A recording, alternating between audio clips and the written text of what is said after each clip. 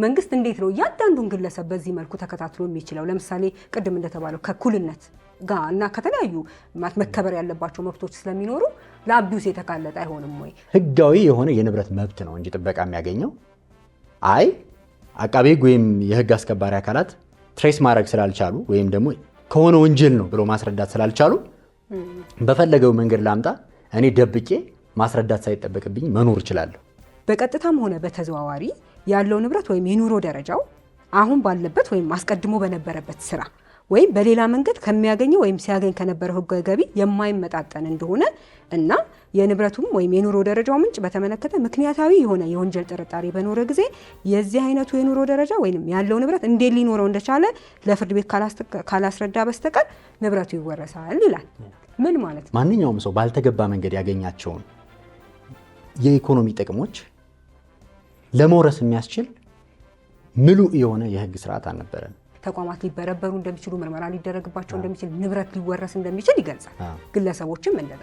ስለዚህ ይህ አዋጅ ሊሰራ የሚችለው ለነከሌ ነው ወይም ለዚህ ተቋም ነው የሚሰራው እንጂ ለዚህ ተቋም አይሰራም የምንለው በወንጀል የተገኘ እንደሆነ ጥርጣሬ ሲኖር ነው የሚለው። ምን ደረጃ ላይ ሲደርስ ነው በቂ ጥርጣሬ አለ የምንለው? ሰዎችንስ በምንድን ነው ሴሌክት የምናደርጋቸው?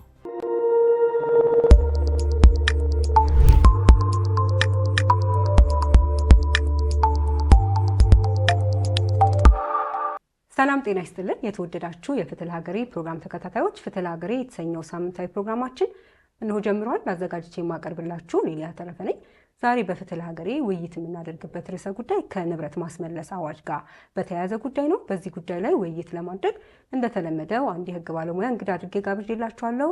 እንግዳዬ አቶ ቶማስ ብርሃኔ ይባላሉ። አቶ ቶማስ ብርሃኔ አሁን ጠበቃና የህግ አማካሪ በመሆን እየሰሩ የሚገኙ ናቸው። ከዚህ ቀደም በፍትህ ሚኒስቴር በተለያዩ የስራ ኃላፊነቶች ላይ እየሰሩ ነበር። በተለይ ደግሞ ከንብረት ማስመለስ ጋር በተያያዘ ከምርመራና ከክስ ወይም ከክርክር ጋር በተያያዘ በጣም ብዙ ስራዎችን ሰርተዋል። ከዛም በተጨማሪ የሚኒስትሩ አማካሪ በመሆን ሰርተዋል። በጣም አመሰግናለሁ እንግዲህ የሆነ ስለመጡ።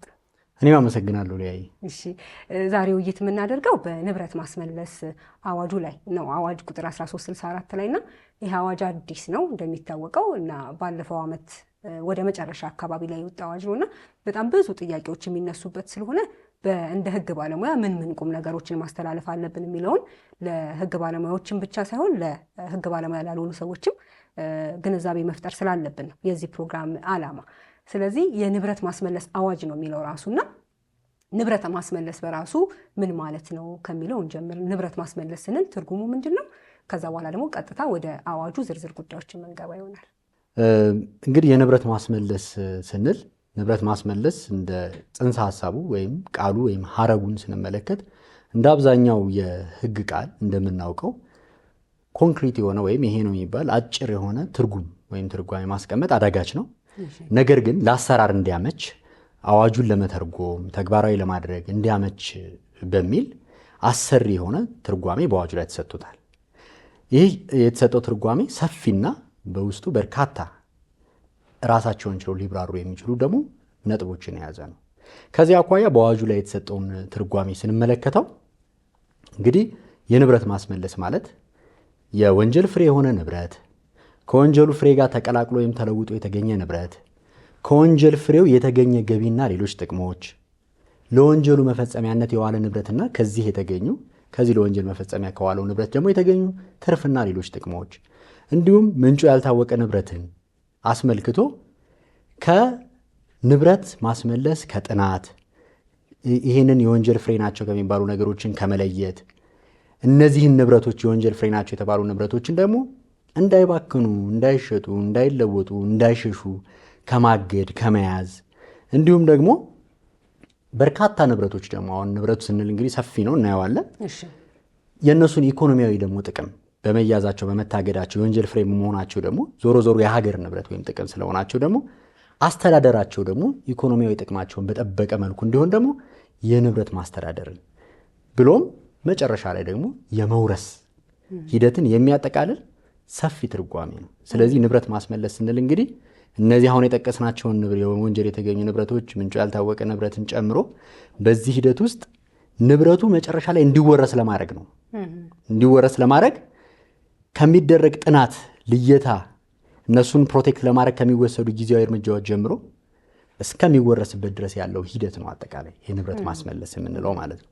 ስለዚህ እንደ ትርጓሜ እስካሁን በተበታተነ መልኩ የንብረት ማስመለስ ስራ ሲሰራ ነበረ። ንብረት ማስመለስ የሚለውን ጽንሰ ሀሳብ ትርጉም በመስጠት ፈርቀዳጅ አዋጅ ይሄ ነው። ለብቻ የንብረት ማስመለስ አዋጅ ብሎ ለይቶ ማውጣት ያስፈለገበት ዋና ዓላማው ምንድን ነው? ለምሳሌ ቅድም ሲባል እንደነበረው የሌሎች ህጎች ላይ ያሉ ነገሮች ካሉ የሙስና ወንጀል የሚፈጸም ከሆነ በሙስና አዋጁ ወይም ስነስርዓት አዋጁ ልንሄድ እንችላለን። የመኒ ላውንደሪንግም ቢሆን ህገወጥ የሰዎች ዝውውርም ቢሆን እንደዛ እያለ ልንሄድ እንችላለን። እንደየወንጀሉ አይነት ራሳቸው አዋጆቹ ላይ ድንጋጌዎችን በማስቀመጥ ማለት ነው። ለምንድን ነው በተለየ መልኩ የንብረት ማስመለስ ተብሎ አዋጅ እንዲወጣ የተደረገበት ዋና ዓላማው ምንድን ነው? በጣም ጥሩ። እንግዲህ ይሄ በአዋጁ መግቢያ ላይ ተመላክቶ እናገኘዋለን። ግልጽ ለማድረግ ያክል ደግሞ አንዳንድ ማሳያዎችን እየጠቀስን እንዴት ክፍተቱን እንደሞላውም ለማሳየት እንሞክራለን። የመጀመሪያው እንግዲህ ሁሉም የኢኮኖሚ ጥቅም የሚያስገኙና ማንኛውም ሰው ባልተገባ መንገድ ያገኛቸውን የኢኮኖሚ ጥቅሞች ለመውረስ የሚያስችል ምሉእ የሆነ የህግ ስርዓት አልነበረን። ለምሳሌ በወንጀል ህጉ ላይ ንብረት የሚወረስባቸው አንቀጾች ተቀምጠው እናገኛለን። ሌሎች ደግሞ በርካታ የኢኮኖሚ ጥቅም የሚያስገኙ ሰዎች በመፈጸማቸው ያልተገባ ጥቅም ያገኙባቸው ነገር ግን ንብረት መወረስን የማያስከትሉ ደግሞ በርካታ ደግሞ ድንጋጌዎች ነበሩ። ስለዚህ ይህ አዋጅ ሲመጣ ምን አደረገ? ወንጀሉ ምንም አይነት ምን ይሁን ከዛ የወንጀል ድርጊት መጠቀም ስለሌለበት፣ ይሄ ዓለም አቀፍ ተቀባይነት ያለው መርህም ነው። ማንም ሰው ከወንጀል ድርጊቱ መጠቀም የለበትም። ስለዚህ ውርስ ወይም መውረስ በግልጽ በህግ በተመለከተ ጊዜ ነው ተፈጻሚ የሚሆነው እንደ መርህ። ስለዚህ ባልተመለከተ ጊዜ ምንም እንኳን ህገወጥ ቢሆንም ደግሞ ለመውረስ የሚያስችል ስርዓት በሌለበት መውረስ አትችልም። ጥፋተኛ ትይዋለሽ። ምናልባት የግል ተበዳይ ካለው እና ከተያዘ በኤግዚቢትነት ስለ ንብረት ማስመለስ አይደለም። ኤግዚቢት ማድረግ ፕሮቴክት ማድረጊያ መንገድ ነው። ግን ለምሳሌ የተሰረቀ ሰው ስልኩ ከተገኘ ይመለስለታል ለባለቤቱ ስለሚል የወንጀል ህጉ ላይ ባለው ስነ ስርዓት መሰረት ማለት ነው። ከዛ ውጭ ግን ከሌለ አንቀጹ ላይ ይወረሳል የሚል ነገር ከሌለው በስተቀር መውረሳችን ያልተገባ ጥቅም ቢሆን ማለት ነው። ይሄንን አትሊስት ለትርጉም የተጋለጠ ነው። በብዙ ትርጓሜ ነው ወደዛ ምድርሹ መውረስ እንችላለን። አይ የመኒ ላውንደሪንግ ጉዳይ መጥቷል። ቀጥሎ የተሰረቀው ንብረት ላውንደር ተደርጓል ወይም በህገወጥ መንገድ ህጋዊ መስሏል። ስለዚህ በህገወጥ መንገድ ህጋዊ ከመሰለ ደግሞ ያ አዋጅ ራሱን ችሎ ደግሞ መውረስን ስለሚፈቅድ በዛ መልኩ እንሂድ እየተባለ ነው ሲሰራ የነበረው። ይሄኛው ግን በግልጽ ምን አድርጎታል? የትኛውንም ያልተገባ የኢኮኖሚ ጥቅም መውረስ እንዲያስችል በሚል ምሉእ የሆነ የህግ ማዕቀፍ እንዲኖር ታስቦ ነው የመጣው። በዚህ አግባብም ዝርዝር ድንጋጌዎች አሉት። የትኛውንም ያልተገባ መሆኑ እስከተረጋገጠ ድረስ መውረስ እንደሚቻል ማለት ነው። አንዱ ይሄ ነው በጣም ትልቅ ያመጣው እምርታ ማለት ነው። ሁለተኛው ወጥነት ያለውና በቂ መልስ መስጠት የሚችል የህግ ስርዓት መዘርጋት። ቅድም እንዳልነው ነው። ለምሳሌ በኋላ እናያቸዋለን። በጥፋተኝነት ላይ የተመሰረተ፣ በጥፋተኝነት ላይ ያልተመሰረተ፣ ማገድ፣ መያዝ፣ መመርመር፣ ማስተዳደር የምንላቸው የተለያዩ ጉዳዮች አሉ በንብረት ማስመለስ ውስጥ። አሁን እነዚህም በተለያዩ ቅድም በጠቀስኩልሽ የህግ ማዕቀፎች ውስጥ ብናያቸው አንዱ ጋር አሉ፣ አንዱ ጋር የሉም፣ አንዱ ጋር ግልጽ ናቸው፣ አንዱ ጋር ግልጽ አይደሉም። አንዱ ጋር ለምሳሌ አሁን በጥፋተኝነት ላይ ያልተመሰረተ የንብረት መውረስን ስናይ የወንጀል ህጉ ላይ እንደዚህ የሚል ሀሳብ አናገኝም። በጸረ ሙስና ልዩ የሥነ ስርዓት ህጉ ላይ ሲቪል አክሽን ወይም የፍትሐ ብሔር ክስ በሚል ነው የተቀመጠው። በመኒ ላውንደሪንግ አዋጁ ላይ ስንሄድ ደግሞ አለ በተወሰነ መልኩ በግልጽ ባይቀመጥም ማለት ነው። ስለዚህ አሁን እዚህ ላይ ስንመጣ ግን ግልጽ አድርጎ ነው ያስቀመጣቸው ከነ ዲቪዥናቸው ማለት ነው። ሌላ በተግባር በአሰራር ለምሳሌ መብትን በማስከበር ረገድ ፍርድ ቤት በሚወስዳቸው እርምጃዎች፣ አቃቤ ህግ በሚወስዳቸው እርምጃዎች ላይ ያሉ ክፍተቶችን ከዚህ በፊት የነበሩትን በሙሉ ቢያንስ የህግ ማዕቀፍ በመስጠት ውሳኔ ለመስጠት የሚያስችሉ የጊዜ፣ የስልጣን የመሳሰሉ ጉዳዮችን በዝርዝር በማስቀመጥ በቂ መልስ ለመስጠት ቢያንስ ማለት ነው። እስቲ ሲተገበር የሚመጡ ክፍተቶች ሊኖሩ ይችላሉ። እንደ ማንኛውም ህግ መሻሻል የሚችል ስለሆነ ክፍተቶቹ ወደፊት እየታረሙ ይሄዳሉ። ግን አትሊስት ወጥነት፣ ከዛ ደግሞ መልስ ለመስጠት የሚያስችሉ በህግ ላይ የተመሰረተ መልስ ለመስጠት አላቢዩዝ እንዳይጋለጥ ማለት ነው የሚያስችል ስርዓት መዘርጋት ማስፈለጉ ነው ሁለተኛው ማለት ነው። ይሄንንም ያመጣል። እንዴት ያመጣል? በሂደት እናያቸዋለን። ሶስተኛው ምንጩ ያልታወቀ ሀብት ለሁሉም ዜጋ የተጠያቂነት ስርዓት መዘርጋት ማስፈለጉ ነው። አሁን በተግባር በነበሩት ህግጋት ወይም የህግ ማዕቀፎች ምንጩ ያልታወቀ ሀብት የምንለው ጉዳይ የሚመለከት የነበረው የመንግስት ሰራተኛንና የህዝባዊ ድርጅት ሰራተኛ ነው። በወንጀል ህጉ ወይም በኮዱ ላይ ከናካቴው የመንግስት ሰራተኛ ብቻ ነበር የሚመለከተው። በኋላ ግን ህዝባዊ ድርጅት የሚባሉት ካራክተራቸው የብዙሃንን ገንዘብ የማስተዳደር ስለሆነ ህዝብን ይመለከታሉ በተባሉ ህዝባዊ ተቋማት እንደ ባንኮች የመሳሰሉት ተቋሞች ውስጥ ያሉ ሰዎችም እነሱንም በተመለከተ ምንጩ ያልታወቀ ሀብት ይዘው በተገኙ ጊዜ እነሱን እንዲመለከት በሚል በሙስና ወንጀሎችን ለመደንገግ በወጣ አዋጅ ላይ እንዲካተት ተደርጓል። ከዛ ባሻገር ያለው ህዝብስ ምን ይሁን ነው። ለምሳሌ በርካታ ሚሊዮን ብሮች በሚሊዮንም ታዩና በመቶ ሺዎች በሚሊዮኖች በቢሊዮኖች የሚያንቀሳቅሱ ግን ይሄ ነው የሚባል የመንግስት ስራ የሌላቸው፣ ይሄ ነው የሚባል ተቀጥረው የሚሰሩበት ስራ የሌላቸው፣ ይሄ ነው የሚባል የንግድ ፍቃድ ወዘተ የሌላቸው፣ ለግብር ስርዓቱ ኮንትሪቢዩት የማያደርጉ ግን በጣም በርካታ ሚሊዮን ገንዘብ የሚያንቀሳቅሱ በሂሳባቸው የበርካታ ህንፃዎች ባለቤት የሆኑ አክቹዋል ኦነር ይሁኑ ቤኔፊሻሪ ይሁኑ አይሁኑ የማይታወቁ በርካታ ሰዎች አሉ። እነዚህን ሰዎች ተጠያቂ የምታረጊበት ወደ ህግ ስርዓት የምታመጭበት መንገድ የለም። ስለዚህ ለዚህ ምላሽ ለመስጠት ማንኛውም ዜጋ ፕሩደንት ዜጋ ማለት ህግና ስርዓትን የተከተለ ዜጋ እንዲሆን ስለሚይዘው ኦን ስለሚያደርገው ስለሚኖረው ንብረት፣ ገንዘብ፣ ሀብት፣ ስለኑሮ ደረጃው ማስረዳት በሚችልበትና ምክንያታዊ ዜጋ መሆን እንዲችል ይሄንን አድርጎ ካልተገኘ ግን ቅጣት ወይም ደግሞ ያለው ንብረት የሚወረስበትን አግባብ ለማስቀመጥ ታስቦ ለሁሉም ዜጋ እንዲሰራ የሚያደርግ የህግ ማዕቀፍ መዘርጋት ማስፈለጉ ነው። አንዱ የዚህ አዋጅ አንደኛው ትልቁ ኮንተንቱ ይሄ ስለሆነ ማለት ነው። ከዚህ ጋር በተያያዘ እንቀጥልበታለን። ዓላማው ላይ ግን ከዚህ አሁን ምንጩ ያልታወቀ ሀብት ሲባል እሱ ላይ ትንሽ አብራርተነው እንድናልፍ ነው። አሁን የተነሳው ነገር በጣም ኢንተረስቲንግ ስለሆነ ማለት ነው። አንዳንዴ በተለይ አሁን የሙስና አዋጆችን ስንመለከት ወይም የሙስና ወንጀል የሰራን ሰው ስንመለከት ከወንጀሉ የተገኘ ጥቅም ካለ ከዚህ ከህገ ወጥ የመኒ ላውንደሪንግ ከምንለው ጋር በተያያዘ ራሳቸው የሚመልሱት ነገር ይኖራል። ያ ምንን ነው የሚያስከትለው? ንብረት ማስወረስ የወንጀሉ ፍሬ ስለሆነ በሚል ነው። አሁን ግን እየነገሩን ያሉትና አዋጁ ላይ እንደ አዲስ መጣ የምንለው ነገር ምንጩ ያልታወቀ እስከሆነ ድረስ ወንጀል ተፈጸመበትም አልተፈጸመበትም፣ በወንጀል ፍሬ ተገኘም አልተገኘም ያ ንብረት መወረስ አለበት ወይም ደግሞ ስነ ስርዓት ህግን በአግባቡ ፍሎ የሚያደርግ ገንዘብ ነው አንድ ሰው ማግኘት ያለበት ንብረት ማግኘት ያለበት የምንል ከሆነ የምንጩ ያልታወቀ ሀብት የሚለው ምንድን ነው የሚለውን ማብራራት በጣም አስፈላጊ ይመስለኛል። ስለዚህ ምንጩ ያልታወቀ ሀብት ማለት ምን ማለት? በጣም ጥሩ። ምንጩ ያልታወቀ ሀብት ለሌላው ዜጋ እንዲሰራ ተደርጎ መምጣቱ ነው አዲስ ጽንሰ ሀሳብ የሚያደርገው እንጂ ምንጩ ያልታወቀ ሀብትን ይዞ መገኘት አስቀጪ ነበር ለመንግስት ሰራተኛና ለህዝባዊ ድርጅት ሰራተኛ። ቅድም እንዳልኩት ግን የወንጀል ህጉም ላይ የሙስና አዋጁም ላይ ምንጩ ያልታወቀ ሀብት ማለት ብሎ በቀጥታ የሚሰጠው ትርጓሜ የለም። ግን ምንጩ ያልታወቀ ሀብት ይዞ መገኘት ማለት ምን ማለት ነው የሚለውን ግን መረዳት በሚያስችል አግባብ ግን ድንጋጌው ተቀርጿል። ከነ ለትርጉም የተጋለጡ ፍሬ ነገሮች ያሉት መሆኑ እንደተጠበቀ ሆኖ ማለት ነው። ስለዚህ እንግዲህ ምንጩ ያልታወቀ ስንል ቅድም እንዳልሽው በወንጀል የተገኘ ነገር መውረስ ግልጽ ነው ዓላማው። በቃ ከወንጀል ፍሬ አትጠቀምም ነው። ሙስና እንበለው ማንኛውንም ወንጀል እንበለው ምንጩ ያልታወቀ ግን ሲሆን ማስረዳት ስላልቻልኩ ብቻ እንዴት ይወረሳል? መውረስ የሚለውን ኮንሴፕት እንዴት መጣ? ሐሳቡ ምንጩ ያልታወቀም ቢባል በህጋዊ መንገድ እንዳመጣሁት ማስረዳት ካልቻልኩ በወንጀል የተገኘ ሊሆን ይችላል የሚል ጥርጣሬ ያለበት ንብረቱ ነው መነሻው ሐሳቡ ማለት ነው። ወደ ህገ መንግስቱም ወደ ዓለም አቀፍ ስምምነቶችም የንብረት መብት ላይ ስንሄድ የንብረት መብት ፕሮቴክትድ የሚሆነው ለምንድን ነው? አንድ ሰው በገንዘቡ በጉልበቱ በላቡ ሰርቶ የሚያገኘውን ንብረት ነው ፕሮቴክት እንደሚደረግ የሚያስቀምጠው። ስለዚህ እነዚህን ነገሮች ይሄን በጉልበቴን ያገኘሁት ይሄን ሰርቼ ነው ያገኘሁት ይሄን በዚህ ላብ ነው ያገኘሁት የሚለውን ጀስቲፋይ ማድረግ ከቻልኩ ማስረዳት መቻል ከቻልኩኝ ንብረት የሚወረስበት አግባብ አይኖርም። እነዚህን ነገሮች ለማስረዳት የሚያስችሉ ነገሮች ደግሞ እንዲኖሩኝ ይጠበቃል። በኋላ እንመጣባቸዋለን ምን ምንድናቸው የሚለውም ማለት ነው።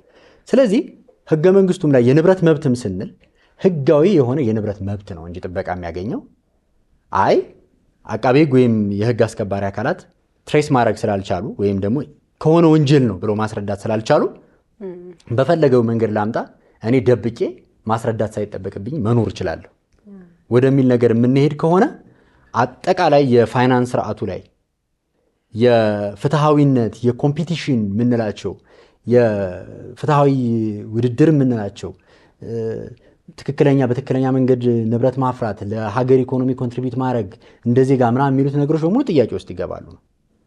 ስለዚህ ሀሳቡ በግልጽ የወንጀል ፍሬ ናቸው ተብሎ ማረጋገጥ ያልተቻለ እነዛን ማስረዳት ክፍተት ሲኖር ግን ቢያንስ የማስረዳት ሸክሙን ወደ ግለሰቡ በማዞር እነዚህን ማስረዳት ያልተቻሉ ንብረቶች የወንጀል ፍሬ የመሆን እድላቸው ሰፊ ነው፣ ስለዚህ ይወረሱ ማስረዳት ካልተቻለ የሚልን ሀሳብ ይዞ እንደ ክፍተት መሙያ የመጣ ግን ደግሞ መሰረት ያለው ከንብረት መብት ማኳያ ግን ሲተረጉም ተግባር ላይ ሲውል በአግባቡ ካልሆነ ለአቢዩዝ ሊጋለጥ የሚችል ነው። ግን ቢያንስ አቃቤ ሕግ ወይም ደግሞ ሕግ አስከባሪው አካል ዝም ብሎ ከመሬት ተነስቶም አይደለም አንድን ሰው አስረዳ የሚለው። ከሕጉ አቀራረጽ ማየት እንደምንችለው ከወንጀል የተገኘ ለመሆኑ በቂ ጥርጣሬ ሲኖር ነው። ማለት አንድ ሰው ስራው ይታወቃል፣ ያለው ነገር ይታወቃል ወይም ይገመታል። ስለዚህ ከነዛ ነገሮች አኳያ የመጀመሪያ ደረጃ ማስረጃ ምን እንደሚባል አላውቅም፣ እንግሊዝኛው ፕሪማ ፋሺ ኤቪደንስ የምንለው ማለት ነው። ይሄ መጀመሪያ አቃቤ የሆነ ርቀት ድረስ ሂዶ እንዴ ሊያ ደሞዝሽ ይሄ ነው፣ ጠበቃ ነሽ፣ የምታገኘው ይሄን ነው ማገኘው ብለሻል፣ ነገር ግን ያለሽ ሀብት ይሄ ነው፣ ሰው እንዴት እንደመጣ አስረጅ። በዛ ሂደት ውስጥ ወንጀሎችም ሊገኙ ይችላሉ። ፎርዛት ማለት የግብር ስወራ ጉዳዮች ሊገኙ ይችላሉ። ሌላ በሙስና የተገኙ ወይ በተለያየ መንገድ የተገኙ ነገሮች በሂደት ውስጥ ሊገኙ ይችላሉ። ባይገኙም ግን አትሊስት አንቺ በህጋዊ መንገድ በላብሽ በጉልበትሽ በምንሽ ያገኘሽው መሆኑን ማስረዳት አልቻልሽም። ይሄ ማለት ነሰሰርሊ ሁሉም ሰው ማስረዳት ስላልቻለ ህገወጥ ነው ማለት አይደለም። ግን ደግሞ ቢያንስ ከዚህ ይሄን አዋጅ ተከትሎ ሰዎች ምን ማድረግ አለባቸው የሚለው ላይ ስንመጣ ይሄን ለማስረዳት እንዴት ነው ዝግጅት መደረግ ያለበት፣ ምንድነው መሆን ያለበት፣ ምን ሁኔታዎች መሟላት አለባቸው የሚለውን በኋላ እናየዋለን። የሚመስለው ለምሳሌ ገቢ የሚያገኝ ስራ ያለው ገቢ የሚያገኝ ከሆነና ያንን ገቢውን እያሳወቀ ካልሆነ ወይም ደግሞ ግብር እየሰበሰበበት ካልሆነ መንግስት እነሱን ነገሮች ለማስቆም ወይም ደግሞ የምታገኝ ከሆነ ገቢ ግብር መክፈል አለብህ። አንድ ከታክስ ወራ ጋር ቀድመም ሲነሳ የነበረው አንድ እሱ ስለሆነ፣ ሁለተኛ ነገር ደግሞ ሰዎች ዝም ብለው ገንዘብ ሊያገኙ ይችላሉ፣ ግን ትክክለኛ የፋይናንስ ስርዓት ውስጥ ላይገቡ ይችላሉ። ስለዚህ ስርዓት እንዲኖረው ልክ አንድን ግለሰብ ስርዓት እንደምናስይዘው ሁሉ ሀገሪቷ ላይ ያሉ ዜጎችን መንግስት የሚያውቀው ወይም ደግሞ በህግ የሚታወቅ እንቅስቃሴና ገቢ ላይ የሚያፈሩት ንብረትም ደግሞ ከህጋዊ ምንጩ ህጋዊ መሆኑን ፕሩፍ ለማድረግ ወይም ደግሞ ያንን ለማረጋገጥና ሰዎች ህጋዊ ነገር ላይ ብቻ እንዲሰማሩ በማሰብ ይመስላል። ለምሳሌ አንዳንዴ ፍትሃዊ የማይመስሉ ነገሮች ይኖራሉ። አሁን ወደፊት እናየዋለን በዝርዝር አንቀጾቹን ስንመለከት። ግን ንብረት ማስመለስ ስንል ግን አንድ ሰው ያገኘውት ሰርቶም ላይሆን ይችላል፣ ፎርዛት ማተር በስጦታም ሊያገኘው ይችላል፣ በውርስም ሊያገኘው ይችላል። ግን ያገኘበት መንገድ ህጋዊ መሆኑን እስካስረዳ ድረስ የንብረት ማስመለስ አዋጁ ወይም ደግሞ ስለ ንብረት ማስመለስ የምንለው ሀሳብ በራሱ ይህን ያህል የሰዎችን የንብረት የማፍራት ወይም ንብረት የመያዝ መብትን የሚጋፋ አይደለም ልንል እንችላለን። ቅድም እንደተባለውና እኔም ሼር እንደማደርገው አንዳንድ አንቀጾች ላይ ይሄ ምን ማለት ነው፣ ይሄ አቢዩዝ ሊደረግ ይችላል እኮ አላግባብ ሊተረጎም ይችላል የምንለው እንደተጠበቀ ሆኖ ማለት ነው።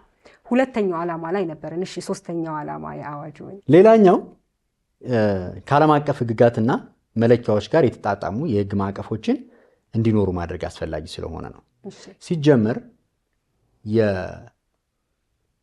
በህገወጥ መንገድ የተገኘ ገንዘብን ህጋዊ አስመስሎ ማቅረብ፣ ሽብርተኝነትን መከላከል፣ የንብረት ማስመለስ የሚሉት ጉዳዮች በሙሉ የመጡት በወንጀል ህጉም ላይ ቀጥሎ በሙስና ወንጀሎች አዋጅና እሱን ተከትሎ እሱን ለማስፈጸም በወጣው የማስፈጸሚያ ስነ ስርዓት አዋጅ ላይም እንዲገቡ የተደረገው ዋናው መነሻው ዓለም አቀፍ እይታ ነው። ባይዘዌ የፋይናንስ ስርዓት ስንል የሀገሪቱን የፋይናንስ ስርዓት ብቻ አይደለም። ባይዘዌ የዓለም አቀፉን የፋይናንስ ስርዓት ነው። የፋይናንስ ስርዓት ስንል የገንዘብ ዝውውር መኖሩ ብቻ አይደለም።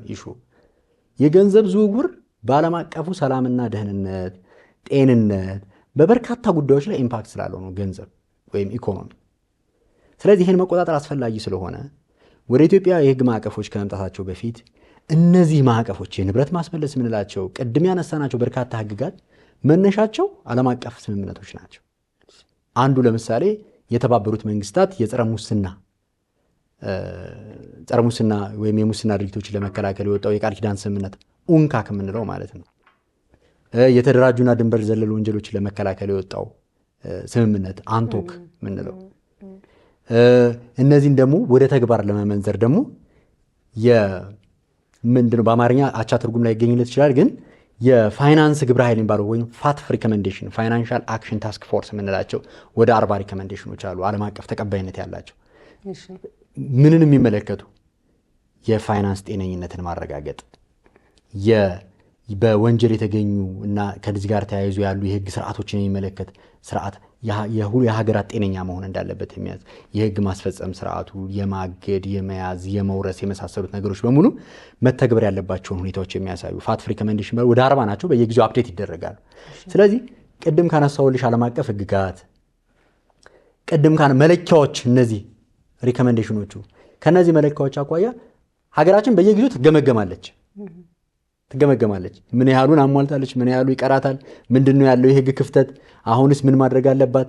ስለዚህ ህጎች አፕዴት ይደረጋሉ፣ ይቀያየራሉ፣ ይሻሻላሉ በየጊዜው ስለምንለካ ማለት ነው። ልክ የሰብአዊ መብቶች ላይ እንዳለ ልክ እንደሱ ሁሉ ይሄ የፋይናንስ ደህንነት፣ የመኒ ላውንደሪንግ፣ ምክንያቱም ኢትዮጵያ ውስጥ ይሄ ነገር አልተገበረም ማለት ዓለም አቀፍ ማህበረሰቡ አፌክት ይሆናል። ምክንያቱም ቅድምንም በኋላ እንመጣባቸዋለን። በጣም ዓለም አቀፍ ትብብር የሚጠይቅ በጣም ከፍተኛ የሆኑ ትራንዛክሽኖች ያሉበት መኒ ላውንደሪንግ የሚፈጸምበት ምናምን ነው ሂደቱ። ትኩረቱም መነሻውም ጽንሰ ሀሳቡም ለትንሽ ወንጀሎችም አይደለም መነሻው። ባይዘው እነዚህን ነገሮች ትልልቅ የሆኑ የዓለምን የፋይናንስ የደህንነት የሰላም ሁኔታ የሚያናጉ ሽብርተኝነትን ሰፖርት ለማድረግ ምናምን ሊያገለግል የሚችል እንደዚህ አይነት ድንበር ዘለል ወንጀሎችን ሁሉ አፌክት የአደንዛዥ ዝውውር፣ የጦር መሳሪያ ዝውውር፣ ህገወጥ የሰዎች ዝውውር፣ በእነዚህ የሚገኙ ገንዘቦች ሲዘዋወሩ ምን ያህል የዓለም ኢኮኖሚ ጤነኝነት ላይ ጥያቄ እንደሚፈጠር ማሰብ ነው። ስለዚህ እያንዳንዱ ሀገር ከነዚህ መለኪያዎች አኳያ ትሪት ይደረጋል፣ ይለካል፣ ይገመገማል በየጊዜው ማለት ነው። በአህጉር አቀፍ፣ በቀጠናዊ፣ ዓለም አቀፍ የሆኑ ይህንን ጉዳይ የሚመለከቱ በርካታ አደረጃጀቶች፣ ስብሰባዎች፣ ትሬኒንጎች አሉ። ባይዘው ኮንፈረንሶች ሁሉ አሉ ይህ እነዚህ ቴስት የሚደረጉባቸው። ስለዚህ ከነዚህ መለኪያዎች አኳያ የጎደሉትን ለመሙላት ነው አንዱ ደግሞ ዓላማው ማለት ነው። ስለዚህ እነዚህን ቤዚክ የሆኑ መነሻዎች ይዞ ነው አዋጅ የወጣው። የቶቹ ተቋሞች ናቸው? አሁን እንግዲህ ይህ አዋጅ የንብረት ማስመለስ አዋጅ ብለናል። ከዛ በኋላ ቅድም እንዳልነው ደግሞ በዝርዝር እንመጣበታለን። ግን ህጉን ካየን ደግሞ የቶቹ ተቋማት ወይም ደግሞ የቶቹ አካላት ናቸው እነዚህን ጉዳዮች ለማስፈጸም ኃላፊነት ያለባቸው የሚለውን ደግሞ ብናወራ ጥሩ ነው። ምክንያቱም የቶቹ ተቋማት ናቸው የምንል ከሆነ በኋላ ላይ እከሌ ወይም ደግሞ ይሄ ተቋም ይሄንን ይፈጽማል፣ ስለዚህ እንደዚህ አይነት ክፍተቶች ይኖራሉ፣ በተግባር እንደዚህ አይነት ችግሮች አሉ የሚለውን ለማውራት እንዲመቸን ማለት ነው። ስለዚህ ስለ ንብረት ማስመለስ ስናወራ ወይም ይሄ አዋጅ ወጥቶ ተፈጻሚነት ሲኖረው በመሰረታዊነት የቶቹ የመንግስት አካላት ወይም ደግሞ የቶቹ ተቋማት ናቸው ኃላፊነት ያለባቸው? የተለያዩ ተቋማት ከሆኑ ደግሞ እንዴት ነው ሁለቱ ተባብረው ወይም ደግሞ የተለያዩ አካላት ከሆኑ እንዴት ነው ተባብረው ሊሰሩ የሚችሉት? እንግዲህ ስፔሲፊካሊ የንብረት ማስመለስን ቅድም ያልነውን ከንብረት ጥናት እስከ መውረስ ድረስ ያለውን እንዲሁም ምንጩ ያልታወቀ ሀብትን ከምርመራ እስከ መውረስ ያለውን ጨምሮ ማለት ነው። ሁለቱን ጉዳዮች በዋናነት እንዲሰራ በአዋጁ ኃላፊነት የተጣለው ለፍትህ ሚኒስቴር ነው። የፍትህ ሚኒስቴር ደግሞ በጣለበት ኃላፊነት መሰረት በአዋጁ ላይ በግልጽ እንደተቀመጠው ይሄንን የሚመለከት የስራ ክፍል እንዲያደራጅ ይጠበቃል። ኢንፋክት አዋጁ ከመውጣቱ በፊት ቀድሞ በነበሩት ህጎች ሲሰራ የነበረ የስራ ክፍል አለ የተደራጀ። ስለዚህ በአዋጁ መሰረት ሪኮግኒሽን የተሰጠው የስራ ክፍል ይሆናል ማለት ነው። ይህ የስራ ክፍል እንግዲህ በፍትህ ሚኒስቴር የጠቅላይ አቃቢ ህግ ዘርፍ በወንጀል የተገኘ ሀብት ምርመራና ማስመለስ ዳይሬክቶሬት ጀነራል ይሰኛል። በስራ ላይ ያለ እየሰራ ያለው እሱ ነው። ያ የስራ ክፍሉ መርማሪዎች አሉት፣ አቃቢያነ ህግ አሉት። ስለዚህ የምርመራ ስራው በአቃቢ ህግ መሪነት በዛ የስራ ክፍል ውስጥ ይሰራል ማለት ነው። ከዛ ደግሞ ሌሎች ባለሙያዎችም እንዳስፈላጊ እንዲኖሩት ይጠበቃል።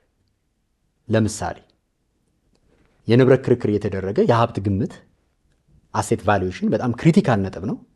ብዙ ፕሮፌሽናሎች የሚፈልግ ነገር ነው። ስለዚህ ሀብት አሰስ የሚያደርጉ ኢንጂነሮች፣ የተለያዩ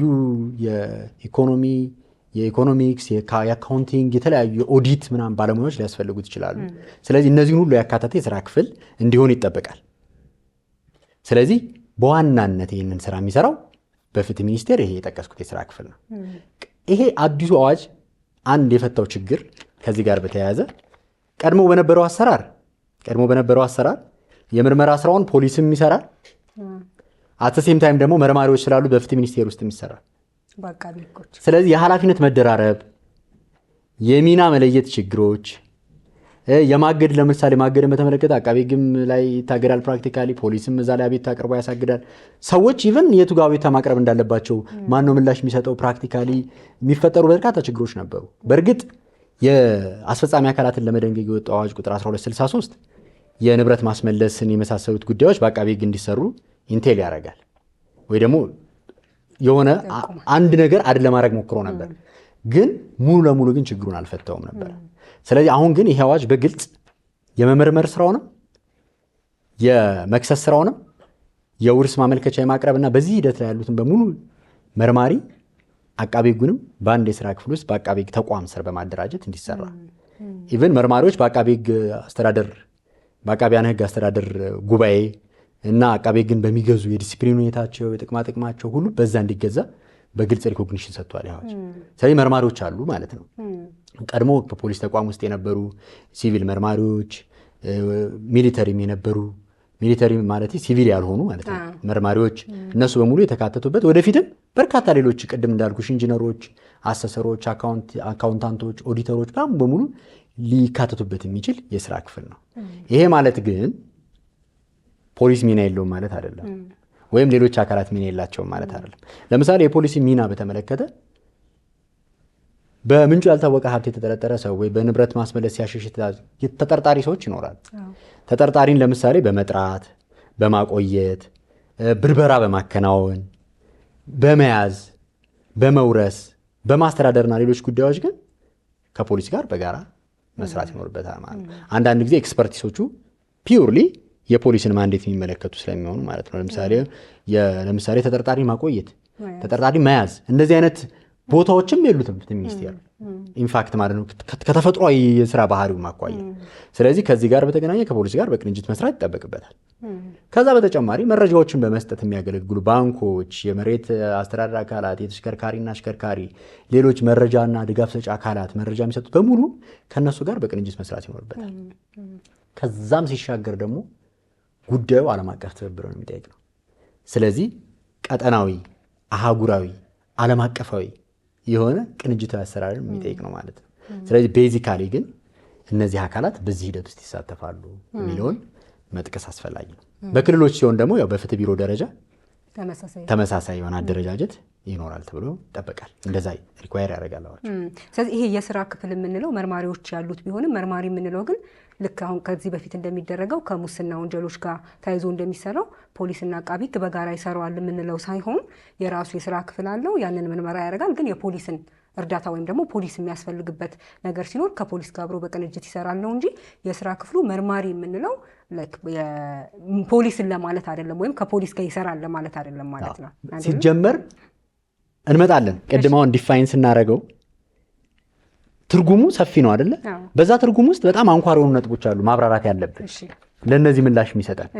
ለምሳሌ የንብረት ማስመለስ ሂደት ውስጥ አንዱ የንብረት መመርመር ነው ይላል።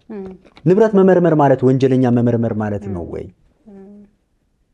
ንብረት መመርመር ስንል እንግዲህ ንብረት ማስመለስ በወንጀል የተገኘን ከሱ የተገኘን በወንጀል የተገኘው የተቀላቀለበት የተለወጠበት የሱ ፍሬ እያለን ዘርዝረናል። ቅድም ምንጩ ያልታወቀ ብለናል። ስለዚህ በንብረቱና በወንጀሉ መካከል ያለውን ግንኙነት የሚመረምሩ መርማሪዎች ናቸው እንጂ ስለመስረቅ አለመስረቁ፣ የሙስና ወንጀል ስለመፈጸም አለመፈጸሙ ከሰውየው ጋር የተያዘ ምርመራ አይደለም የሚሰሩት። ስለዚህ የንብረት መመርመር በንብረቱና በወንጀሉ መካከል ያለውን ግንኙነት የሚመረምሩ፣ የሚያጠኑ፣ የሚለዩ፣ የሚያግዱ፣ የሚይዙና ይሄን ተከትሎ በንብረት ማስመለስ ፕሮሰስ ውስጥ የሚሳተፉ አካላትን ነው መርማሪ የምንላቸው። ምንጩ ያልታወቀ ላይ ስንመጣ በእርግጥ ነሰሰሪ ዝም ብሎ የሆነ ምንድነው መለያ ላይን ማስቀመጥ ይከብዳል። አንዳንድ ጊዜ ዋናውን ወንጀልም መመልከት ሊያስፈልግ ይችላል። ቤዚካሊ ግን አንድ በሙስና የተጠረጠረ ሰው ይኖራል። በሙስና የተጠረጠረውን ሰው የሚመረምረው ፖሊስ ነው። ከዛ በኋላ ግን የንብረት ጉዳዩን ደግሞ እስኪ በሱ ያፈራቸው የወንጀል ፍሬዎች ካሉ ይጣራ ሲባል ወደ ፍትህ ሚኒስቴር ይላካል። አሴት ሪከቨሪ ይሄዳል። ስለዚህ በዛ ጊዜ ውስጥ አቃቤ ሕግም አሴት ሪከቨሪ ውስጥ ያለው ንብረት ማስመለስ ውስጥ ያለው መርማሪም ዋናውን ወንጀል የሚመረምረውን ፖሊስም በጋራ ይሰራሉ። ምን ለማድረግ አይደንቲፋይ ለማድረግ ለመለየት ምንጩ ምንድነው የሚለውን ለማየት በጋራ መስራት ይጠበቅባቸዋል። በጋራም ኢንፋክት ይሰራል። የስራ ክፍሉ መርማሪዎችና አቃቢያን ሕግ ፖሊስ ጋር ሄደው ከዋና ወንጀል መርማሪ ጋር በቅንጅት ይሰራሉ። ፕራክቲካሊ በዛ ሂደቱን ስላለፍን ስለማውቀው ማለት ነው። ስለዚህ ይሄ ማለት ግን ሚናቸው ግን አንድ ነው ማለት ግን አይደለም ነው። ያ ነው ልዩነቱ። የንብረት መመርመርና ዋናውን ጉዳይ መመርመር ይለያያሉ። አሁን ቀደም ሲባል እንደነበረው አሁን ከዚህ ቀደም የነበረው ለምሳሌ የምንጩ ያልታወቀ ሀብት ሲባል የመንግስት ሰራተኞችና የዚህ የህዝባዊ ድርጅቶች ጋር የተያያዙ እንደነበሩ ሲገለጽ ነበር። አሁን ደግሞ ይህ አዋጅ አዲስ ነገሮችን ይዞ እንደመጣ ስንገልጽ ነበርና የትኞቹ አካላት ላይ ወይም የትኞቹ ግለሰቦች ላይ ነው ተፈጻሚነት የሚኖረው? ለማንነስ ነው ደግሞ ተፈጻሚነት የማይኖረው? ለየትኞቹ ተቋማት ነው? ለምሳሌ ተቋማት ሊበረበሩ እንደሚችሉ፣ ምርመራ ሊደረግባቸው እንደሚችል፣ ንብረት ሊወረስ እንደሚችል ይገልጻል። ግለሰቦችም እንደዛ። ስለዚህ ይህ አዋጅ ሊሰራ የሚችለው ለነከሌ ነው ወይም ለዚህ ተቋም ነው የሚሰራው እንጂ ለዚህ ተቋም አይሰራም የምንለው ወይም ተፈጻሚነት ወሰኑ ምን ላይ እንደሆነ ምንድን ነው የሚለው አዋጁ? መልካም እንግዲህ ቅድም ብለናል። የመንግስት ሰራተኞችና የህዝባዊ ድርጅት ሰራተኞች ሲሆኑ ከነሱ ጋር የተያያዘው ምንጩ ያልታወቀ ሀብት እሱ የሚመለከተው የሙስና ወንጀሎች አዋጅ ነው። ከዛ በዘለል ያሉ የመንግስት ሰራተኛም ያልሆኑ የህዝባዊ ድርጅት ሰራተኛም ያልሆኑ ስንል አሁን ላይ ያልሆኑ ብቻ ሳይሆን ያልነበሩም ሊሆን ይችላል። ያልነበሩ ለምሳሌ የመንግስት ሰራተኛ ሆኖ የወጣ ሰው በሙስና ወንጀሎች አዋጅ መሰረት እስኪ ቀድሞ ከነበረው የመንግስት ስራ አኳያ በሙስና ወንጀል አዋጆቹ መሰረት ምንጩ ያልታወቀ ሀብት ምርመራ ይደረግበት ቢባል ያስኬዳል። ከዛ ውጭ ግን ምንም ያልሆኑ ወይም ያልነበሩ ሰዎች ግን አሉ በርካታ። ምንጫቸው ግን ከየት እንደሆነ የማይታወቅ ማለት ነው። ስለዚህ እነሱን ሰዎች የሚመለከት ነው። ወደ ድርጅቶችም ስንመጣ ህዝባዊ ድርጅቶች ከሆኑ የመንግስት የልማት ድርጅቶች ከሆኑ እንደ ድርጅት ተጠያቂ የሚሆንበት አለ በወንጀል ሕጉ ላይ አይደል? የአስተዳደር አካላትን ሳይጨምር ድርጅቶች በህግ ተጠያቂ የሚሆኑበት አግባብ ሲኖር ያፈሩት ንብረት ድርጅቶችም ተመሳሳይ ነው። ባይ ዘ ዌይ ድርጅቶች በህግ ተጠያቂ የሚሆኑት በህግ በግልጽ ተጠያቂ ይሆናሉ ሲል ነው። ወደ ንብረት ማስመለሱ ስንመጣ ግን እነሱ እንኳን በወንጀል ተጠያቂ ባይሆኑ ያገኙት ንብረት ግን ይወረሳል። ልክ እንደ ግለሰቦች ማለት ነው። ስለዚህ እነሱ የአስተዳደር አካላትን ሳይጨምር እነዚህ ሌሎች የህግ የሰውነት መብት የተሰጣቸው ወይም የተፈጥሮ ያልሆኑ ሰዎች እነሱን ይሄ ይመለከታቸዋል። የህዝባዊ ድርጅት ካልሆኑ ወይም የመንግስት የልማት ድርጅቶች ካልሆኑ ከዛ በመለስ ያሉ ፒኤልሲዎች፣ የተለያዩ ነገሮች የግለሰብ ድርጅቶችን ማለት ነው። ስለዚህ በዛ አኳያ ነው ትሪት የሚደረገው። ተፈጻሚነቱም ከዛ ውጭ ላሉት ነው። አላማውም እነዚህ በህገወጥ መንገድ የተገኙ ወይም ደግሞ ምንጫቸው ያልታወቀ ብንለው ይሻላል፣ በዛ መልክ የተገኘ ንብረት መውረስ ወይንም ማስመለስ ነው አላማው እንጂ ከሰዎቹ ወይም ደግሞ ከተቋማቱ በወንጀል ተጠያቂ መሆን ካለመሆን ጋር በቀጥታም ላይገናኝም ይችላል ማለት ነው። ለምሳሌ አሁን አዋጁ ላይ የአንቀጽ 5 ላይ ስለ ምንጩ ያልታወቀ ንብረትን ስለማስመለስ ይልና የሙስና ወንጀሎች አዋጅ ቁጥር 881/2007 ድንጋጌዎች ላይ ምንጩ ያልታወቀ ንብረት ኃላፊነት ያለባቸው አካላት እንደተጠበቁ ሆነው ይልና ያ ማለት አሁን ሲገልጹ እንደነበረው የሙስና አዋጁ በራሱ ገበርን የሚያደርጋቸው ይኖራል። ነገር ግን ንዑስ ቁጥር 1 ይልና በቀጥታም ሆነ በተዘዋዋሪ ያለው ንብረት ወይም የኑሮ ደረጃው አሁን ባለበት ወይም አስቀድሞ በነበረበት ስራ ወይም በሌላ መንገድ ከሚያገኘው ወይም ሲያገኝ ከነበረው ህጋዊ ገቢ የማይመጣጠን እንደሆነ እና የንብረቱም ወይም የኑሮ ደረጃው ምንጭ በተመለከተ ምክንያታዊ የሆነ የወንጀል ጥርጣሬ በኖረ ጊዜ የዚህ አይነቱ የኑሮ ደረጃ ወይም ያለው ንብረት እንዴት ሊኖረው እንደቻለ ለፍርድ ቤት ካላስረዳ በስተቀር ንብረቱ ይወረሳል ይላል። ምን ማለት ነው የኑሮ ደረጃ ማለት? ለምሳሌ አንድ ሰው 10,000 ብር ደሞዝ ያገኝ እንደነበረ ሊረጋገጥ ይችላል። ወይም ደግሞ ገቢው ከዚህ ቀደም የነበረው ያ ነው፣ አሁንም የኖረው ያ ነው ልንል እንችላለን። የኑሮ ደረጃው የሚመረመረው እንዴት ነው? የኑሮ ደረጃ ስንል ምኑ ነው የሚመረመረው? መልካም እንግዲህ የኑሮ ደረጃ የምንለው ለእኛ ሀገር ብቻም ሳይሆን ዓለም አቀፍ እንትኖችም አሉት፣ ኤክስፔሪንሶችም አሉ፣ ላይፍ ስታይል ምንለው ማለት ነው። ስለዚህ አንድ ሰው ምክንያታዊ በሆነ ሁኔታ የኑሮ ደረጃ ስንል የሚበላው፣ የሚጠጣው፣ ልጆቹን የሚያስተምርበት፣ የሚለብሰው፣ ሁሉም ሰው ልብስ ሊለብስ ይችላል።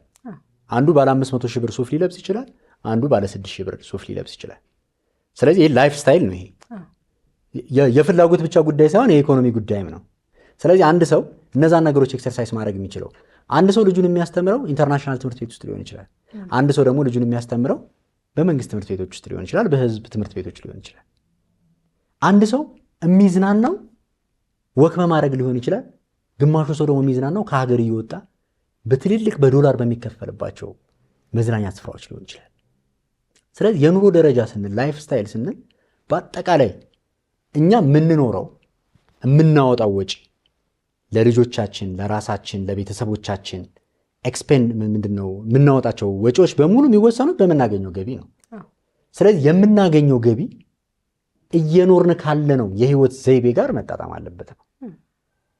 የ1,000 ብር ደሞዝተኛ ሆኜ አፍሪካ ውስጥ ባሉ የውጭ ሀገር ሀብታሞች በሚዝናኑባቸው ደሴቶች ላይ መዝናናት የምችል ከሆነ ወይ ተአምር ነው ወይ ማስረዳት የማልችለው ህገወጥ ምንጭ አለ ማለት ነው። ደሞዜ ብቻ አይደለም ባይዘው ወይ እኔ ደሞዜ 1,000 ብር ሆኖ የሥራ ፍቅር ስላለኝ በ1,000 ብር ተቀጥሬ እየሰራው ነገር ግን እጅግ በጣም የሀብታም ልጅ ሆኜ ለነዚህ አይነት ኤክስፔንሶች ከቨር ማድረግ የሚችል ፋሚሊ ቤተሰብ ሊኖረኝ ይችላል። በውርስ ያገኘሁት፣ በስጦታ ያገኘሁት፣ በተለያዩ መንገዶች ችግር የለውም። ይሄንን ማስረዳት ከቻልኩ ወይ ተቀጥሬ በማገኘው ወይ ሌላ ህጋዊ ምንጭ ያለው ገቢ መኖሬን ካስረዳው ሶኬ ችግር የለውም። እነዚህ ነገሮች ሁሉ ማስረዳት ሳልችል ግን በ1,000 ብር ገቢ እየተዝናናው ነው ማንም ሊጠይቀኝ አይችልም ማለት ግን ከመንግስት ከፋይናንስ ስርዓቱ የተደበቀ እኔ የማገኘው በሆነ ቁጥ መንገድ የሚገኝ ገንዘብ ለመኖሩ ጥርጣሬ አለ ማለት ነው። ስለዚህ ምንጩ ያልታወቀ ንብረትን መውረስ ይሄንን ክፍተት በመድፈን ማለት ነው ንብረትን መውረስ ነው። በቃ ሰዎች ከእንደዚህ አይነት ነገር እንዲርቁ ወደ ትክክለኛው የህይወት ዘይቤና ስርዓት እንዲመጡ ለማድረግ ነው ብለን የለቀድም መነሻው። ስለዚህ ከዛ አኳያ ይሄንን ለማለት ነው የኑሮ ደረጃን እንግዲህ እንዴት ይታወቃል? ለምሳሌ ልዩ የምርመራ ዘዴዎች ውስጥ አንዱ ላይፍ ስታይል ወይም የኑሮ ደረጃ እንዴት ይጠናል የሚለው ላይ በርካታ እንትኖች አሉ። ለምሳሌ የሚዝናናባቸውን ቦታዎች ፎቶ በማንሳት እሱ በፌስቡክ ላይ የሚያጋራቸውን በማህበራዊ ሚዲያ ላይ የሚያጋራቸውን ያው ብዙ ሰው ደስታውን መዝናናቱን ሼር ያደርጋል አይደል? ስለዚህ በዛ ሁኔታ ውስጥ ምናምን ያሉትን ነገሮች እንደ ግብአት በመውሰድ ምርመራው ሊደረግበት ይችላል። ባይደው የሚዝናናባቸውን የሚከፍላቸውን የጉዞ ትኬቶቹን በቃ ሁሌ ከሀገር የሚወጣ በቃ በየሳምንቱ ሚዝናና ምናምን ሰው ከሀገር እየወጣ እነዛ ነገሮች ትሬስ ይደረጋሉ። አየር መንገድ የቲኬት ሲስተም ውስጥ እንዴት ይደረጋሉ? በርካታ እንትኖች አሉ፣ የማስረጃ ምንጮች። እነዚህን ነገሮች ሁሉ በማንሳት የኑሮ ደረጃ ቴስት ሊደረግ ይችላል። ግን ጀስቲፋያብል ነው ጀስቲፋያብል አይደለም የሚለው በህግ ስልጣን በተሰጠው አካል ለአቃቤ ህግ ይቀርባል። መጀመሪያ አቃቤ ከተቀበለው ይተዋል ጥያቄው። ካልተቀበለውና አሁንም አላስረዳህም በበቂ ሁኔታ ካለ ወደ ፍርድ ቤት ይወስደዋል ጉዳዩ። ፍርድ ቤት ሄጄ እድል ይሰጠኛል የመከራከር። በዛ ሂደት በአግባቡ ካስረዳው አሁንም ነፃ እወጣለሁ። ማስረዳት ካልቻልኩ ግን በእርግጠኝነት ከወንጀል ያገኘሁ ነው ማለት ባንችልም ከወንጀል እንዳገኘሁ እንገምታለን። ስለዚህ ከወንጀልህ ደግሞ ወይም ከምታገኘው ህገወጥ ገቢ ደግሞ መጠቀም የለብህም። ስለዚህ ወደ ስርዓቱ ግባ። ከዚህ በኋላ ትማራለህ። እስካሁን ያገኘውን ግን ወስደን ለተለያዩ ጥቅሞች እናወራዋለን ነው ማለት። ለህግ ማስከበር ስራው ሊሆን ይችላል፣ የተጎዱ ሰዎች ይችላል፣ ለፈንዶች ሊሆን ይችላል፣ ለተለያዩ ነገሮች ጥቅም ላይ ይውላል። የተወረሰ ገንዘብ የት ላይ ይውላል የሚለውን ስንመጣ እንዳስፈላጊነቱን እናነሳው እንችላለን። ይሄን ማለት ነው። ሁለት ጥያቄ የሚያስነሳ ይመስለኛል እኔ። አንደኛ ይሄ ከነፃነት ጋር ለምሳሌ ሰዎች ፕራይቬሲ የምንለው ነገር አለ አይደል? የፈለኩበት ቦታ ሄጄ ልዝናና እችላለሁ። ምንም አይነት ቦታ ልጆቼን ላስተምር እችላለሁ። ማንም ሰው ሊጠይቀኝ አይችልም። ምን እስካልሆነ ድረስ ወንጀል እንደሰራው እስካልተረጋገጠ ድረስ ብሎ የሚጠይቅ ሰው ይኖራል። ለምሳሌ በቃ ወንጀለኛ ከሆንኩ ቼክ አድርግ፣ ወንጀለኛ ካልሆንኩ ግን በምንድን ነው የምትኖሪው፣ እንዴት ነው የምትኖሪው የሚለው ነገር መጣራት የለበትም ብለው ሰዎች ሊጠይቁ ይችላሉ። ምክንያት አንደኛ ቅድም እንደተባለው ከቤተሰብ የመጡ ነገሮች ስለሚኖሩ፣ ሁለተኛ ለምሳሌ አንድ ሰው በ1,000 ብር ወይ በ10,000 ብር ደሞዝ እየኖረ ልጆቹን ኢንተርናሽናል ስኩሎች ላይ የሚያስተምር ከሆነ ከውጭ የሚላክ ገንዘብ ሊኖረው ይችላል። ፋሚሊ ሰፖርት ሊያደርገው ይችላል። ትክክል ነው። በኋላ ላይ ይሄን ማስረዳት አለበት። ግን መጠርጠርና እንደዚህ አይነት ጥያቄ ውስጥ ለመግባት ግን የሰዎችን የነፃነት የሚጋፋ አይነት እንደሆነ ጥያቄ ይቀርብበታል። አንደኛ። ሁለተኛና ሌላው በጣም ትልቁ ነገር ደግሞ ለምሳሌ ወንጀል የተሰራበት ስለመሆኑ ፕሩፍ እስካልተደረገ ድረስ ሰዎች የትም ቦታ ምንም ሊያደርጉ ስለሚችሉ መንግስት እንዴት ነው እያንዳንዱን ግለሰብ በዚህ መልኩ ተከታትሎ የሚችለው? ለምሳሌ ቅድም እንደተባለው ከእኩልነት ጋር እና ከተለያዩ መከበር ያለባቸው መብቶች ስለሚኖሩ ለአቢዩስ የተጋለጠ አይሆንም ወይ? ሰዎች ወይም ደግሞ እንደዚህ አይነት ስራ ላይ የተሰማሩ ሰዎች ወይም ያልተገባ ጥቅም ማግኘት የሚፈልጉ ባለሙያዎች ካሉ ደና ገንዘብ ያላቸው ወይም ደግሞ ደና ቦታ ልጃቸውን የሚያስተምሩ የተሻለ ቤት ውስጥ የሚኖሩ የተሻለ መኪና የሚያሽከረክሩ ሰዎችን ብቻ እየተከታተሉ ላልተገባ አይነት እንግልት ወይም ላልተገባ ጥቅም ራሳቸውን እንዲያውሉት አቢዩዝ ሊደረግ አይችልም ወይ? ይሄ ራሱ አሰራሩ ምንድን ነው? ቅድም ያልነው ነገር አለ፣ መሰረታዊ ነገር። ይሄ እንደ ሌሎቹ በወንጀል በቀጥታ እንደተገኙት ማስረዳት አይቻልም። ይሄንን ወንጀል የማስረዳት ሸክሙም ወደ ግለሰቡ ነው የሚዞረው። ግን ወደ ግለሰቡ ከመዞሩ በፊት ራሱ በወንጀል የተገኘ እንደሆነ ጥርጣሬ ሲኖር ነው የሚለው። ምን ደረጃ ላይ ሲደርስ ነው በቂ ጥርጣሬ አለ የምንለው? ሰዎችንስ በምንድን ነው ሴሌክት የምናደርጋቸው? አበበና ከበደ ሁለቱም መኪና ይነዳሉ። አበበን ወደ ምርመራ ስርዓት አምጥተን አስረዳ የምንለው፣ ከበደን ደግሞ ዝም የምንለው እንዴት ነው? ከእኩልነት ፐርስፔክቲቭ አኳያ እንዴት እናየዋለን የሚለው ባይ ዘ ዌይ ይሄ ምንጩ ላልታወቀ ሀብት ብቻ ሳይሆን ለወንጀሉም ተመሳሳይ የተግባር ችግሮች አሉ። ብዙ ሰዎች ወንጀል ይሰራሉ፣ የሆኑ ሰዎች ወደ ህግ ስርዓቱ ይመጣሉ። ስለዚህ ምንድን ነው ዋናው ፖይንት? ጥቆማ የሚቀርብበት መንገድ፣ ሰዎች ለፍትህና ለህግ የሚተባበሩበት ሁኔታ። ያው እንግዲህ ሁሉንም ነገር ኮንትሮል ማድረግ በጣም ያስቸግራል። ባደጉት ሀገራት ኤቭሪቲንግ ትሬስ ለማድረግ ይሞክራሉ ሁሉንም ነገር። አሁን ለምሳሌ ልክ አሁን እንደ ሀገር የጀመርነው ለምሳሌ የፋይዳ ስርዓት፣ ሰዎች ገንዘባቸውን ጥሬ ገንዘብ በካሽ መያዝ አይቻልም የሚሉ የብሔራዊ ባንክ ክልከላዎች፣ ግብይት ከዚህን ያህል በላይ ሲሆን በካሽ መገበያየት አይቻልም የሚሉ የተለያዩ ሰዎች ወደ ፋይናንስ ስርዓት ውስጥ እንዲመጡ ለማድረግ የሚያስችሉ በርካታ የህግ ስርዓቶች የተዘረጉ ነው። የነዳጅ ግብይት እንደምሳሌ በቴሌ ብር ብቻ ማድረግ ትሬስ ለማድረግ ነው። አሁን እነዚህ ነገሮች በሙሉ ትሬስ ለማድረግ የህግ ማስፈጸም ስርዓቱን ሰፖርት ለማድረግ የመጡ ሜካኒዝሞች ናቸው። ወደፊትም በርካታ ነገሮች ይመጡ ይሆናል። ስለዚህ የትኛውንም ነገር አንድ ብርም ስታዋጭ ትሬስ ይደረጋል። የሆነ ነገር ስታረጊም የሆነ ነገር ይሆናል። ግን የህግ ማስፈጸሙ በእኩልነት ተግባራዊ የማድረጉ ሁኔታ ያው ወንጀል ሲፈጸምም የሚያጋጥም ነው። ያው ሁሉም ወደ ተጠያቂነት ስለማይመጣ ማለት ነው። ስለዚህ በተቻለ መጠን ባላንስ ማድረግ፣ ለምሳሌ የወንጀል ጥቆማ ሲመጣ በምን አግባብ ነው ጥቆማ የመጣው? በቂም በቀል ነው? ትክክለኛ ምክንያት ስላለው ነው? መነሻ ሀሳብ ስላለው ነው የሚለው ይጠራል። ለምሳሌ እኔ እስከማውቀው ድረስ ቀድሞ በነበረው አሰራር የሀብት ማስመለስ የአሰራር ስርዓት ማንዋል አለ። ጥቆማዎች እንዴት ይመጣሉ? እንዴት ምርመራ ይጀመራል? ምን ደረጃ ሲደርስ ነው ጥቆማ ወደ ምርመራ የሚገባው? ባለበት የሚቀረው ማን ነው የሚያጸድቀው? ያው የሰብአዊ መብትን ፕሮቴክት ለማድረግ ማለት ነው፣ በዘፈቀደ እንዳይሆን ማለት ነው። ጥቆማ ሰጪዎች እነማን ናቸው? ለምንድን ነው የመጡት? ምን ስላላቸው ነው? በቂም በቀል ነው? ከመሬት ተነስተው ነው? የሚሉት ነገሮች በሙሉ ኢንቨስቲጌት መደረግ አለባቸው። ስለዚህ አሁን በአዲሱ አዋጅም ይሄ መካተት አለበት። አዲሱን አዋጅ ያማከለ ማንዋል ስርዓቱን መሻሻል፣ በዛ አግባብ መተግበር ይኖርበታል። ስለዚህ ምንጩ ያልታወቀ ስለሆነ ብቻ አይደለም የእኩልነት ጥያቄ የሚነሳው። ስለዚህ አተገባበሩ ላይ ፍትሐዊ መሆን አለበት። ለሁሉም ሰው ትክክል ነው። ግን ደግሞ የፋይናንስ ውስንነት፣ የሰው ኃይል ውስንነት፣ የግብዓት አቅርቦት ውስንነቶች በሙሉ እኩልነትን ኤግዛክትሊ ሁሉንም ሰው ተጠያቂ ለማድረግ የሚካሄድበትን ርቀት ሊሚት ያደርገዋል።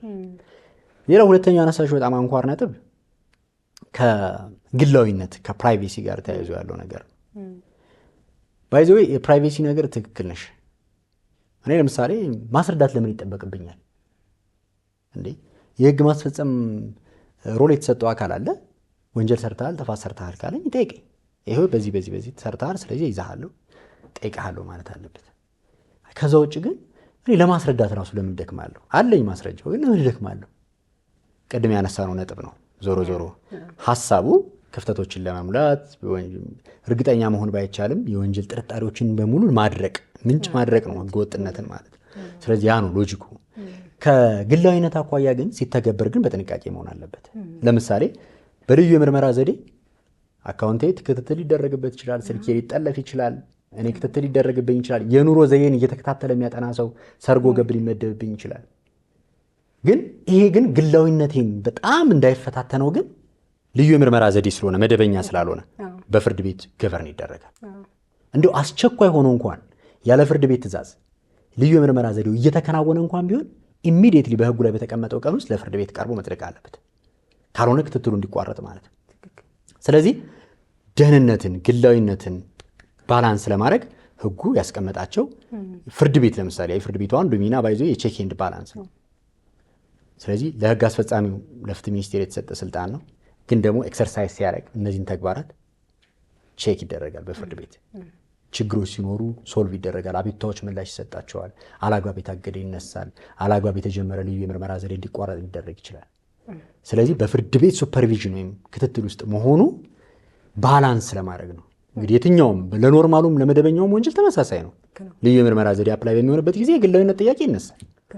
ግን ባላንስ መደረግ ግን አለበት። በጣም አስፈላጊ ሆኖ በመደበኛ የምርመራ ዘዴዎች ማድረግ ያልተቻለን ነገር ነው በዚህ መንገድ ማድረግ የሚቻለው። ስለዚህ ይሄንን ደግሞ በቂ ምክንያት መኖሩን ፍርድ ቤቱ ሲረዳ ነው የሚያዘው። ቅድም እንዳልኩት በአስቸኳይ ሁኔታ አስፈጻሚ አካል ጀምሮት እንኳን ቢሆን የጀመረበትን አግባብ አረጋግጦ ማጽደቅ ይኖርበታል። ስለዚህ ግላዊነት ጥያቄ ውስጥ ሊገባ ይችላል፣ ለአቢዩዝ ሊጋለጥ ይችላል። ግን ባላንስ ለማድረግ ደግሞ በተቻለ መጠን ባሉት ተቀባይነት ባላቸው መርሆች ውስጥ አዋጁ ለዚህ መፍትሄ ለማስቀመጥ ሞክሯል። እንደተባለው ልክ እንደ ማንኛውም የወንጀል ጉዳዮች ላይ አንድ ሰው በወንጀል ሲጠረጠር ጥያቄ ሊያስነሳ ከሚችለው ነገር ውስጥ አሁን አንዳንዴ ከሙስና ጋር በተያያዙ ወንጀሎች ላይ ሰዎች ሲጠይቁ የምንሰማው አይ ትልልቆቹ እኮ አያዙም ትንንሾቹ ላይ ነው የሚበረታው እንጂ ወይ የሚቀጡት እንጂ እንደዚህ አይነት ወንጀል እየተፈጸመ ሀገሪቷ ላይ የሚባል የሚነሳ ነገር አለ። ለምሳሌ አሁን ስለ እኩልነት ብናነሳ እሱን አንድ ልናነሳ እንችላለን። ምናልባት ይሄንን ትንሽ ሴንሲቲቭ የሚያደርገው ነገር ምንድነው? አንዳንዴ በወንጀል ራሱ ጥርጣሬ እንኳን ሳይኖር ነገር ግን በወንጀል ጥርጣሬ ሳይኖር ማለት በወንጀል ጥፋተኛ ሊያስብል የሚችል የወንጀል ስራ ሳይኖር ነገር ግን ንብረቱ የተገኘበት ግን ምንጩ ያልታወቀ ስለሆነ ብቻ መነሻ አድርጎ ምርመራ ሊጀመር ስለሚችል ነው። ሞር ከወንጀሉ ያኛው ቢያንስ ትንሽ እንኳን መነሻ የሚሆን ነገር ስለሚኖረው ማለት ነው። ከተጀመረ አይቀር ስለ ምርመራ ዘዴዎቹ እናወራ። አሁን ልዩ የምርመራ ዘዴ ላይ እነዚህ ነገሮች አፕላይ ይደረጋሉ እያሉን ስለነበር ማለት ነው። የዚህ የንብረት ማስመለስን መነሻ በማድረግ ምን አይነት የምርመራ ዘዴዎች ነው ያሉት? እንዴት ነው ደግሞ ተግባር ላይ የሚውሉት? ከዛ ጋር ደግሞ እናያይዝና የፍርድ ቤቶች ሚናስ ምንድን ነው ከዚህ ከምርመራ ዘዴው ጋር በተያያዘ? መልካም። እንግዲህ ከፍትሃዊነት ጋር አያይዝሽ ያነሳሽው ነገር ያው ለንብረት ማስመለስ ብቻ ሳይሆን ለየትኛውም ወንጀል ነው የሚሰራው፣ ለየትኛውም ህግ ነው የሚሰራው። ህግ በእኩልነት በሁሉም ላይ መፈጸም አለበት። የህግ የበላይነት ህገ መንግስታዊ መርህ ነው፣ ዓለም አቀፍ ተቀባይነት ያለው መርህ። ስለዚህ ሁሉም ህጎች በእኩልነት እንዲተገበሩ ይጠበቃል። ሰዎች በዘር፣ በሃይማኖት፣ በሀብት በተለያየ መንገድ ዲስክሪሚኔት መደረግ የለባቸውም ከምርመራ ጀምሮ እስከ መጠየቅ ድረስ። ስለዚህ ይሄ የህግ ጉዳይ አይደለም፣ ቤዚካሊ የህግ ማስፈጸም ጉዳይ ነው። ስለዚህ እንደ ሀገር የህግ ማስፈጸማችን፣ ፖለቲካል ኮሚትመንታችን፣ ህግን ለማስፈጸም የምንመድበው በጀት፣ የሰው ኃይል፣ የግብአት አቅርቦት ወዘተ ሁሉ በእኩልነት ህግን ለማስፈጸም በሚያስችል ደረጃ መሆኑን እንደ ሀገር እርግጠኛ መሆን አለብን። ቴስት እንደረጋለን። የህግ ማስፈጸም ስርዓታችን ይለካል ከዓለም አቀፍ መመዘኛዎች አኳያ። ባይዘው የፋይናንስ ስርዓትን በትክክሉ አለማስኬድ እስከ ብላክ ሊስት ድረስ ሊያስገባ የሚችል ነገር ነው። ባይዘው ለዛ ነው ሀገራት በጥንቃቄ ኪሪየስ ሆነው የሚሰሩት ማለት ነው። ምክንያቱም ያ ምን ኢምፓክት ይኖረዋል? ሁሉም ሀገር በቂ አይደለም ለራሱ ከብድር ጋር ከዓለም አቀፍ ተቋማት ጋር ተያይዞ የብድር የተለያዩ አቅርቦቶች አሉ። ስለዚህ ከዓለም ባንክ የምንበለው IMF የምንበለው አህጉራዊና ቀጠናዊ ተቋማትም ጋር እንበለው የምናገኛቸው እርዳታዎች